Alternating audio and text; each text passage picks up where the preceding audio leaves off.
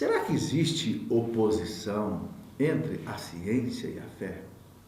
Será que a pessoa, por exemplo, que se dedica a estudar teologia, a ciência religiosa, será que isso é uma coisa contra a ciência comum, a física, a matemática, a filosofia, etc?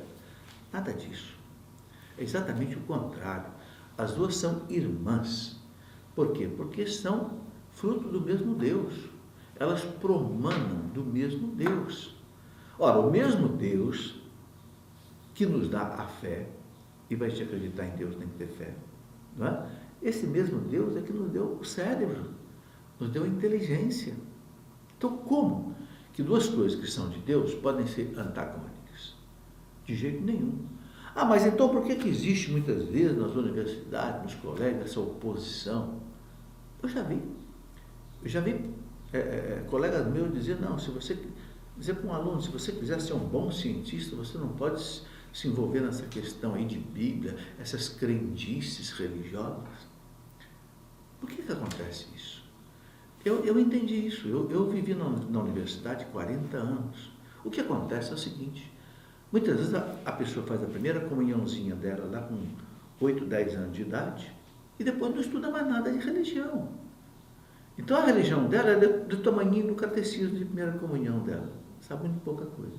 Mas aí ela vai e estuda a matemática, a física, a química, a física quântica, a mecânica relativística, etc. E a cabeça dele de cientista cresce, mas a cabeça dele de religião ficou desse tamanhinho.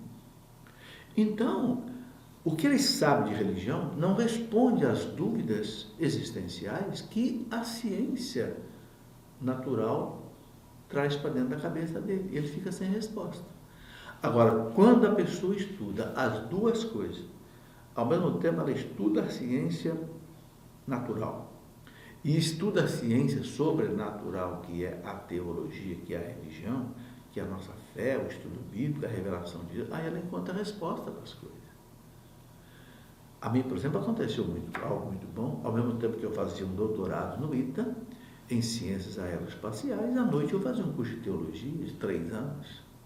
Por quê? Porque eu queria ter respostas adequadas para as minhas questões. E foi a melhor coisa que aconteceu na minha vida. Porque as duas coisas cresceram juntas na minha cabeça, a ciência e a fé, né? E se encontraram harmoniosamente bem. Ora, hoje nós estamos vendo, por exemplo, quantos e quantos cientistas que foram padres e que são. Por exemplo, quem descobriu o Big Bang, a origem do universo, a maior descoberta da física moderna dos últimos tempos, né? Foi construído na Europa o maior acelerador de partículas do mundo, o LHC, que custou 15 bilhões de dólares. Encontraram o chamado bóson de Higgs, que depois provou a origem do universo. E quem é que propôs tudo isso? Foi um padre astrofísico belga, né? Georges Lemaitre. E quantos cientistas foram padres? Olha, por exemplo, quem foi Mendel, que descobriu a lei da genética, era um padre.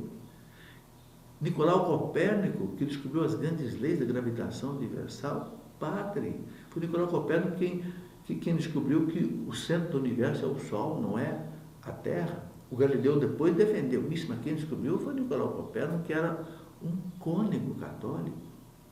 Então, não é verdade, de jeito algum, que exista oposição entre a ciência e a fé. Pelo contrário, existe um auxílio. O Papa João Paulo II, uma das suas últimas encíclicas, que ele chamou de Fé e Razão, Fides et Ratio, o Papa João Paulo II disse na primeira frase o seguinte: a fé e a razão, ou seja, a ciência e a razão, são as duas asas com as quais o espírito humano levanta voo para contemplar a verdade. Está entendendo? O Papa disse, não é só com a fé, é com a fé e com a razão. Você nunca viu um pássaro voar com uma asa só, ele não consegue. Basta você cortar um pouquinho da asa de um pássaro que já não voa mais. Tem que ter as duas asas. Entende? Então, o perigo da pessoa ficar só com uma coisa e com outra, o Papa explicou. Ou você cai no fideísmo, é a pessoa que só se guia pela fé, e muitas vezes cai num fanatismo perigosíssimo. Ou então você cai num racionalismo, que é só a razão. O que aconteceu, por exemplo, na Revolução Francesa, em que entronizaram no altar da Catedral de Notre-Dame de Paris a deusa da razão. Ou seja, só se acreditava naquilo que a razão pode provar, não se acreditava naquilo que você não pode ver. Ora, ninguém vê Deus, ninguém vê a fé, ninguém vê a esperança, ninguém vê. Mas como negar que isso exista?